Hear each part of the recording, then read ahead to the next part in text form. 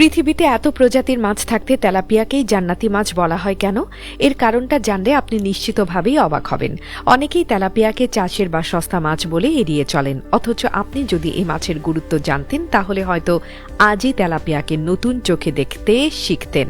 কারণ অনেকেই একে বলেন জান্নাতি মাছ, আর প্রশ্নটা এখানেই, কেন তেলাপিয়া মাছকে বলা হয় জান্নাতি মাছ? ইসলামী সংস্কৃতিতে যেসব নদীকে জান্নাতের উৎস বলা হয় তার মধ্যে অন্যতম দুটি নদী হল নীল নদ ও ফোরাত। কোরআন ও হাদিসের আলোচনায় এই নদীগুলোকে জান্নাতের প্রতীক হিসেবে উল্লেখ করা হয়েছে। আধুনিক বৈজ্ঞানিক গবেষণায় দেখা যায় এই দুই নদীতে প্রচুর পরিমাণে পাওয়া যায় তেলাপিয়া মাছ। ফলে ইসলামী দৃষ্টিকোণ থেকে কেউ কেউ এই মাছকে জান্নাতের নদীর উপহার বলে আখ্যা দিয়েছেন। এ কারণে এর নাম হয়েছে জান্নাতি মাছ।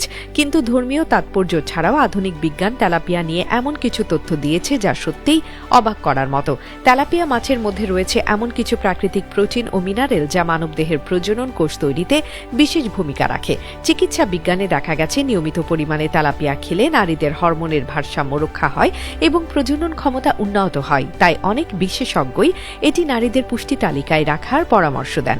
শুধু তাই নয়, শিশুদের বেড়ে ওঠার ক্ষেত্রেও তেলাপিয়া অত্যন্ত কার্যকর। এতে রয়েছে ওমেগা-3 ফ্যাটি অ্যাসিড, ক্যালসিয়াম এবং ভিটামিন ডি, যা হাড় গঠন, উচ্চতা বৃদ্ধি এবং মস্তিষ্কের বিকাশে গুরুত্বপূর্ণ ভূমিকা রাখে।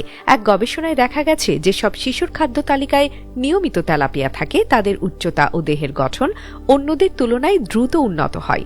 তেলাপিয়া যেমন উপকারী তেমনি অস্বাস্থ্যকর পরিবেশে উৎপাদিত হলে সেটি ক্ষতিকর হতে পারে।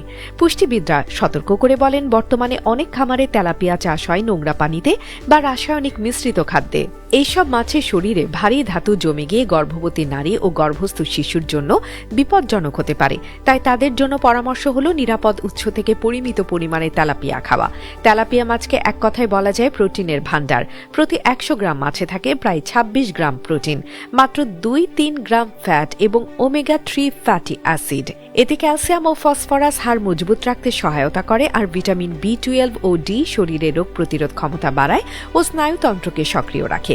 এতে স্যাচুরেটেড ফ্যাটের পরিমাণ খুব কম, তাই এটি হৃদরোগীদের জন্য তুলনামূলক নিরাপদ।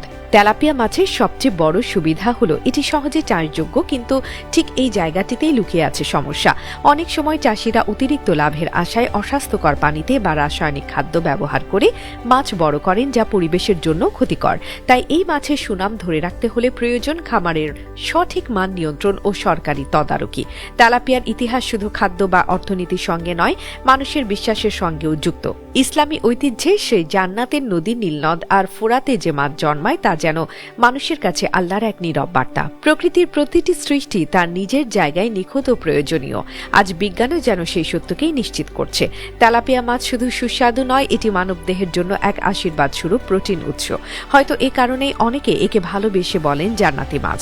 স্বাদে সাধারণ হলেও গুণে অসাধারণ তেলাপিয়া আমাদের মনে করিয়ে দেয় আল্লাহর সৃষ্টিতে কোনো কিছুই তুচ্ছ নয়, শুধু জানতে, বুঝতে এবং উপযুক্তভাবে ব্যবহার করতে জানতে হয়।